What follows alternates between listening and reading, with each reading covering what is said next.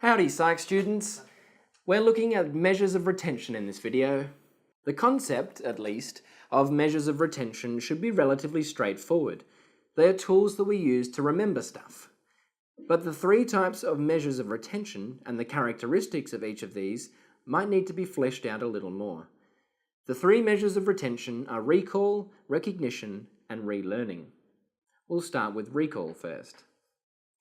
In recall, an individual uses minimal cues to retrieve information from their memory stores. There are three types of recall: free recall, serial recall, and cued recall. In free recall, there are no cues whatsoever. The individual simply tries to retrieve as much information from their long-term memory store as possible in any sequence. An example of recall would be trying to remember as many items from a shopping list as possible. It doesn't really matter in which order you remember them, you just need to buy all of the items. In serial recall, we do have a cue. This is because the information needs to be in a particular order. For example, trying to list the presidents of the United States of America in order from most recent to least recent.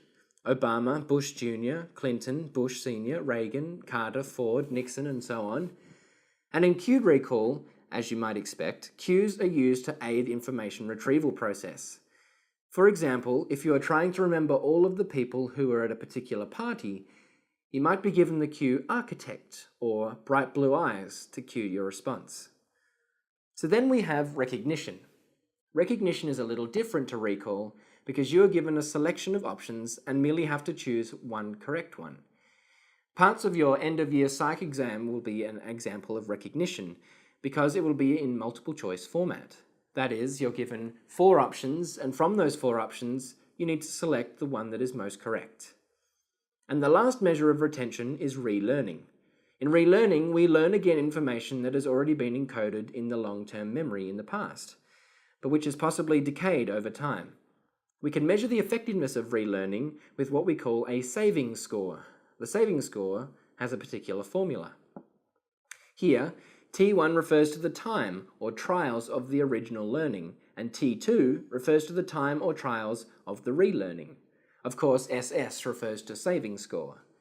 To make this clearer, imagine you are trying to recite all of the words of a particular song. You try to teach yourself all of the lyrics one day, and then see how many attempts it takes you to recite the song word for word. On this first day, it takes you 16 attempts. That means that T1 in our formula will be 16. 6 months later, you do the same thing. You try to teach yourself all of the words and then see how many trials it takes you to get it right. This time, it takes only 9 times to recite the lyrics perfectly.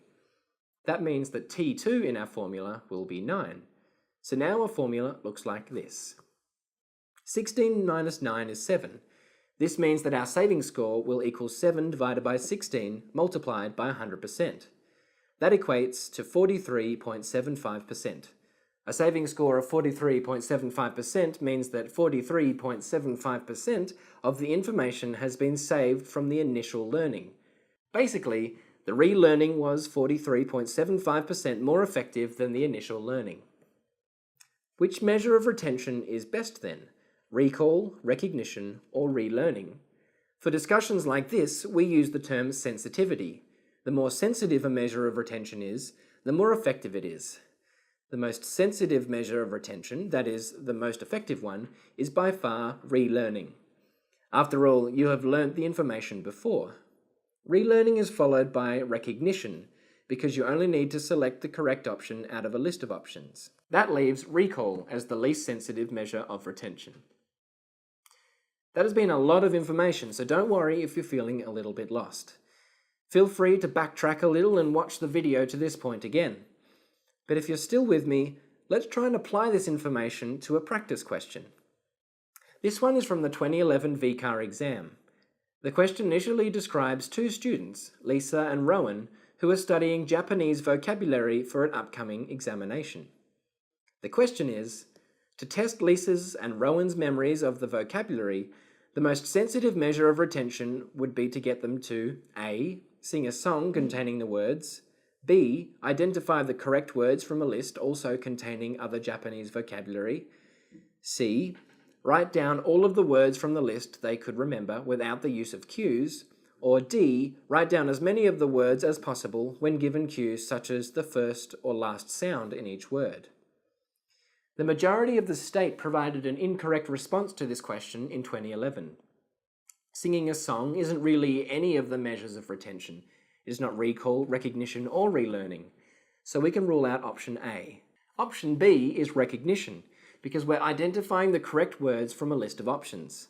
And options C and D are both types of recall. Without cues, option C is free recall, and with cues, option D is cue recall. If you remember our discussion on sensitivity, you will know that the most sensitive measure is relearning, followed by recognition, and then recall. There is no relearning option here, so the next best option is B, recognition. And that's measures of retention wound up. You might need to go back over some of that information, so a summary can be found below this video. Keep working hard and have a psychedelic day. Hey guys, click the link to go to the Engage Wiki, or click this link to go to the next video. Or you can just go back to Facebook, like I knew you were going to do anyway.